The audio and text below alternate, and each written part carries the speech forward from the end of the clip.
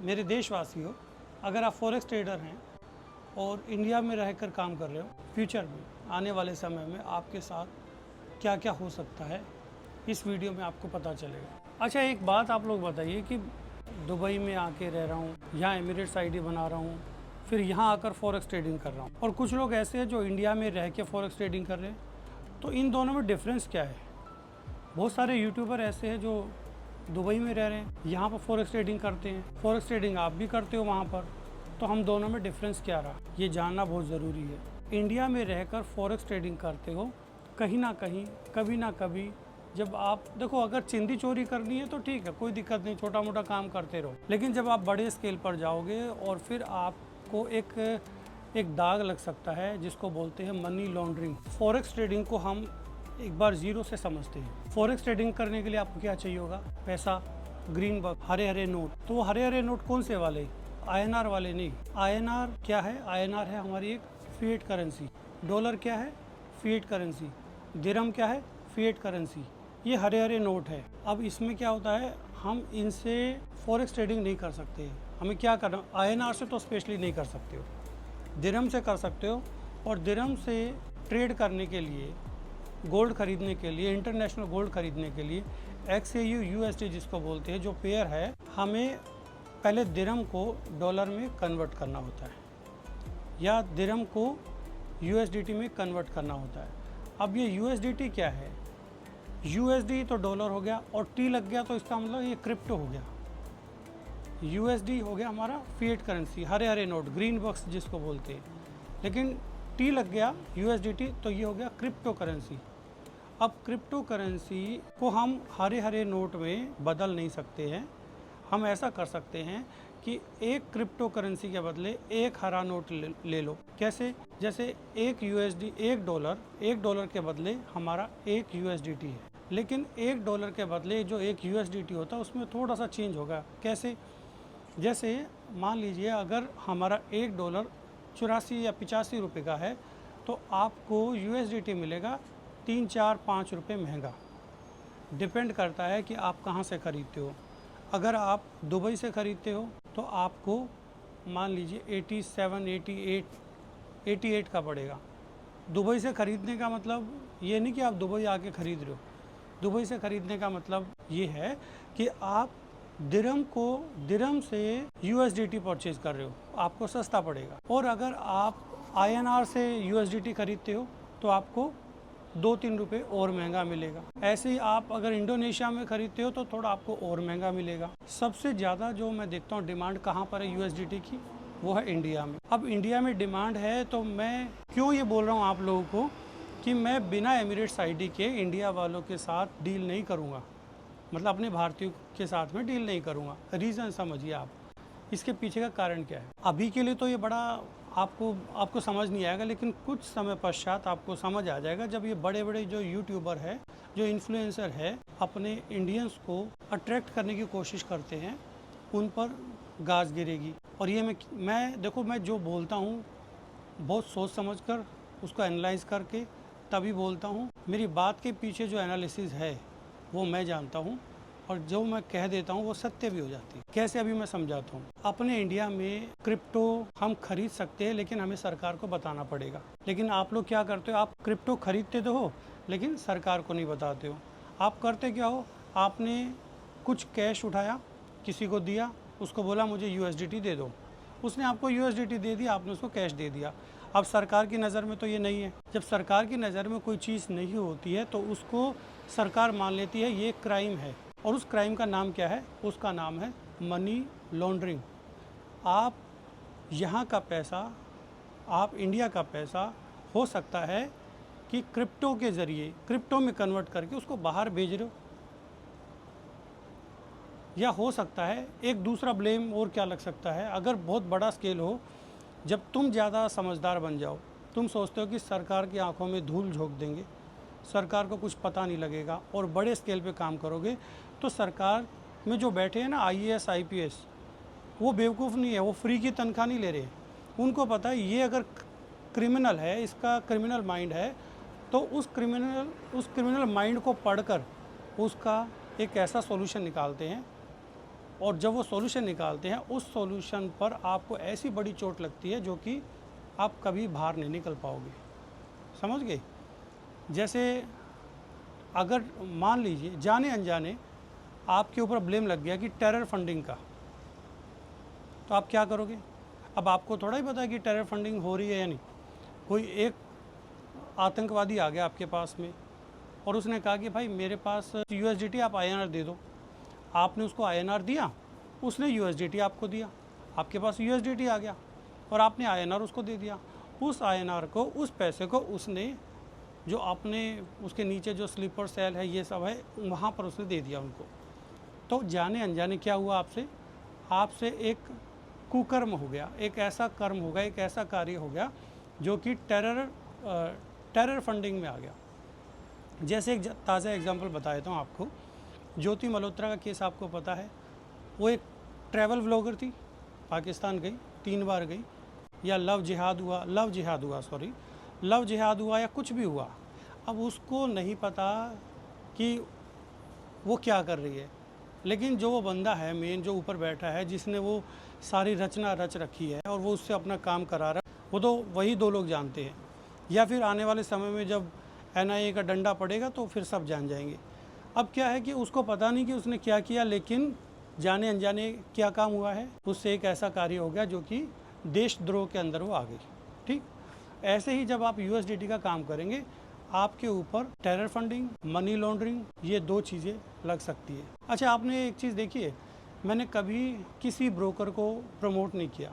मैंने नहीं कहा कि आप इस ब्रोकर के पास काम करो, मैंने कभी नहीं कहा कि ये मेरा लिंक लो और अपना अकाउंट यहाँ खुलवा लो, क्योंकि मैं बहुत आगे तक का देखता हूँ। मैं पहले पूरी रिसर्च करता हूँ हर एक चीज़ के बारे में, तभी काम करता हूँ। अब मैंने एक चीज़ ये देख ली, अभी होगा क्या वो मैं बता देता हूँ। जो बोलता हूँ सत्य होगा। जो इन्फ्लुएंसर है अभी वो लोग क्या कर रहे हैं, वो किसी एक ब्रोकर को प्रमोट कर रहे हैं। यहाँ पर 2-3 ब्रोकर ऐसे हैं जो पैसा लेकर भाग चुके हैं। जब ऐसे स्कैम हो जाते हैं तो क्या है, सरकारें सतर्क हो जाती है। जब बहुत बड़ा पैसा हमारा कहीं से दूसरी जगह चला जाता है, अपनी कंट्री से दूसरी जगह जाने लगता है, तो हमारी सरकारें, हमारी संस्थाएं जो सतर्क हो जाती है। हो क्या रहा है, एक इन्फ्लुएंसर बोलता है कि आप ये अकाउंट नंबर लीजिए, ये माफ़ कीजिए, ये लिंक लीजिए, यहाँ पर जाकर अपना अकाउंट ओपन कीजिए। वो कंपनी क्या कर रही है, वो कंपनी क्या करती है, आपसे INR लेती है। ठीक, आपके पास क्रिप्टो नहीं है, आपके पास USDT नहीं है और आपको फॉरेक्स में ट्रेड करनी है। क्यों? आपके अंदर एक चस्का है कि मुझे कैसे ना कैसे ट्रेड करनी है आज, और आपके अंदर लालच है। तो आप क्या करेंगे, INR डिपॉजिट कर दिया। वो जो INR डिपॉजिट करता है किसी शेल कंपनी में डिपॉजिट हो जाता है। अब वो शेल कंपनी क्या करती है, उस पैसे को हवाला के जरिए कहाँ पहुँचा देती है, अलग अलग कंट्री में। सरकार को ये पता लग गया कि इन कंपनीज में, ये जो शेल कंपनी है इसमें इतना ट्रांसफ़र हो रहा है, इतना ट्रांसफ़र हो चुका है और ये कंपनी यहाँ से पैसा उठा के दूसरी जगह पहुँचा रही है, तो क्या होगा, हमारी जो करेंसी है वो कमज़ोर होती जा रही है। सरकार इस पर ध्यान देगी। जब पता चलेगा कि कैसे हो रहा है ये सब, सरकार भी तो रिसर्च कर, सरकार के जो नुमाइंदे हैं, सरकार में जो काम करते हैं, IAS लेवल के, IPS लेवल के हैं, वो लोग देखते हैं कि ये पैसा जा कैसे रहा है, किस तरीके से राउट हो रहा है, इसमें कौन कौन शामिल है। तो कहीं ना कहीं जो इन्फ्लुएंसर है वो इसमें शामिल है। इन्फ्लुएंसर कह रहा है कि ये अकाउंट को आप, ये लिंक को आप क्लिक करो, यहाँ पर अपना अकाउंट खुलवाओ। आप तो अपना सिंपल अकाउंट खुलवाओगे, आप कहोगे कि उस इन्फ्लुएंसर का क्या इसमें दोष है। इन्फ्लुएंसर कहेगा मेरा क्या दोष है। इन्फ्लुएंसर का ऐसा ही दोष है जैसे उस ज्योति मल्होत्रा का दोष है। कहीं ना कहीं आपको भी पता है कि इंडिया में फॉरेक्स ट्रेडिंग बैन है, क्राइम है, एक तरीके से नहीं कर सकते आप सरकार को बता नहीं रहे हो। जब सरकार को नहीं बता रहे तो दूसरा आपने तरीका क्या फाइंड किया कि आप अपने INR को क्रिप्टो में नहीं, क्रिप्टो में नहीं, आप शेल कंपनी में डिपॉजिट करते हो। कोई भी XYZ कंपनी अपने अकाउंट में आपका पैसा ले लेती है और उस पैसे को अपने पास मंगा लेती है हवाला के ज़रिए, या फिर उस करेंसी को कन्वर्ट करा लेती है। जब करेंसी कन्वर्ट हो जाएगी तो हमारा पैसा तो चला गया ना बाहर। तो ऐसी कंपनी को सरकार बैन कर देती है। वो बैन वाली लिस्ट सारी आप सबको पता है, कम से कम 100 ऐसी कंपनियां हैं, बड़ी नामी कंपनियां, फिर भी लोग उसमें काम करते हैं। तो ऐसे में क्या है, वो ट्रेडर तो बाद में फंसेंगे, पहले कौन फंसेगा, वो इन्फ्लुएंसर फंसेगा। अब इन्फ्लुएंसर कभी भी हो सकता है कि जैसी इंडियन एयरपोर्ट पे उतरे, सरकार को पता लगे, उस पर कड़ी नज़र है, उसकी गतिविधि को सरकार के जो नुमाइंदे हैं वो देख रहे हैं कि क्या क्या चल रहा है। अब मान लीजिए आप इंडियन एयरपोर्ट पे उतरे और अपने घर की तरफ जा रहे हो, तुम्हारी गाड़ी रोक ले और फिर तुम्हारे से सवाल तुम्हें उठा के ले जाओ और तुमसे पूछे कि हाँ भाई बताओ कि ये सब कैसे हो रहा है, ये तुम कैसे इसको प्रमोट कर रहे हो, आप हवाला कर रहे हो, आप अपने पैसे हमारे पैसे को क्रिप्टो में कन्वर्ट करा रहे हो। ये सारी चीज़ें, सारे ब्लेम आप पर लग सकते हैं। मैं जो भी चीज़ बोलता हूँ बहुत सोच समझ के बोलता हूँ और मेरी बात को जितना जल्दी समझ जाओगे आप फ़ायदे में रहोगे, ठीक है। इसलिए मैंने कहा कि मैं सिर्फ उन्हीं लोगों से डील करूँगा जिसके पास एमिरेट्स आईडी होगा, क्योंकि वो हकदार है फॉरेक्स ट्रेडिंग का। अब ये बताओ, मैं बेवकूफ़ थोड़ा हूँ कि इंडिया से उठ के यहाँ पर आया हूँ, घर बार छोड़ के यहाँ। आपको क्या लगता है कि मैं पीछे नज़ारा बहुत अच्छा है तो बहुत मज़े में हूँ? अपना देश सबको अच्छा लगता है, कुछ टाइम के लिए दुबई बहुत अच्छा लगेगा, सब कुछ अच्छा लगेगा, लेकिन बाद में घर की याद आती है, ठीक है। अपने देश की मिट्टी, उसकी जलवायु से ऊपर कुछ भी नहीं है। तो मैं यहाँ किस लिए आया हूँ? मैं सिर्फ इसलिए आया हूँ कि ताकि फ्यूचर में कभी भी मनी लॉन्ड्रिंग और कोई भी ऐसी एक्टिविटी में ना फंसे, इसलिए लाइसेंस लेकर यहाँ पर रहता हूँ, ट्रेड करता हूँ और लोगों को भी मैं सही राय देता हूँ कि भैया तुम एक काम करो, आप लोग अपना एमिरेट्स आईडी बनवाओ और तरीके से फॉरेक्स में ट्रेडिंग करो। यहाँ से पैसा कमा के इंडिया लेके जाओ ना, सरकार अप्रिशिएट करेगी।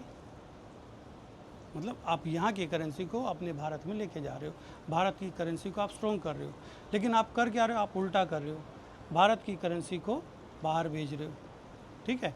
तो योगदान दो, सरकार अपनी करेंसी को स्ट्रॉन्ग बनाओ। कैसे बनाओगे? बाहर जाके कमाओ और ले जाओ, सरकार को टैक्स दो उसमें जो सरकार को देना है, और 6 महीने रुक गए तो कोई ज़्यादा टैक्स देना ही नहीं, समझ गए।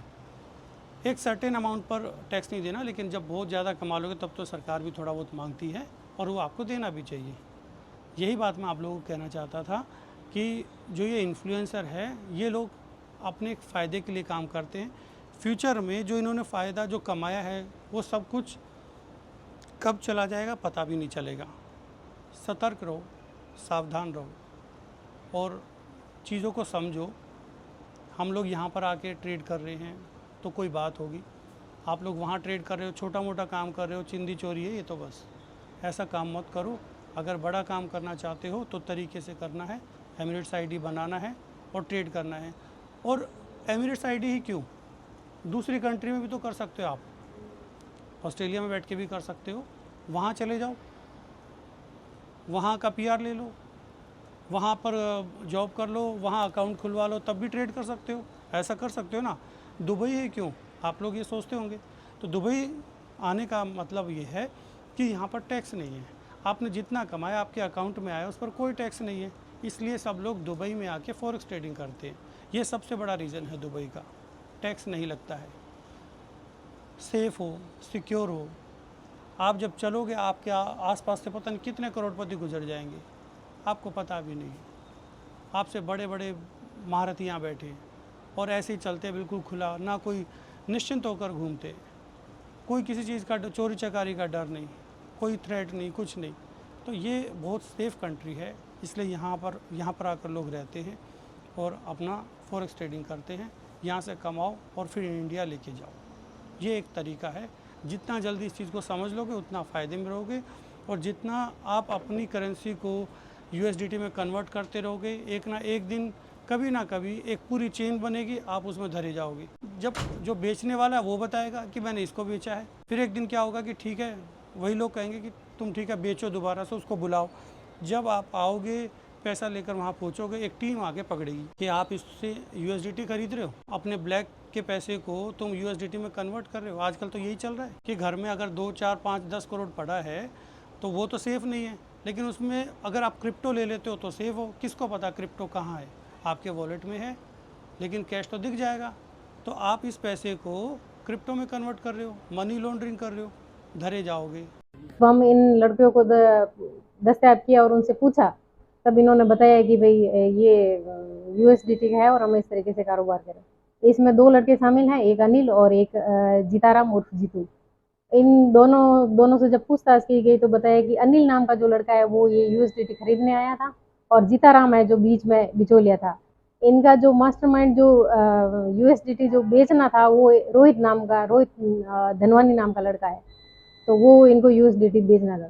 फिर जब उसको कुछ भनक लग गई, वो शातिर बदमाश है, तो वो ये सब होने वाला है, देखते जाओ। अभी आपको सावधान करना मेरा फ़र्ज़ था, सही गाइड करना मेरा फ़र्ज़ था। तरीके से कमाओ, मैं भी तो कमाता हूँ, ऐसा कमाओ। देखो कौन सरकार तुम्हें कुछ कह दे, बल्कि अप्रिशिएट करेगी कि तुम अच्छा काम कर। कानून के हिसाब से चलना चाहिए।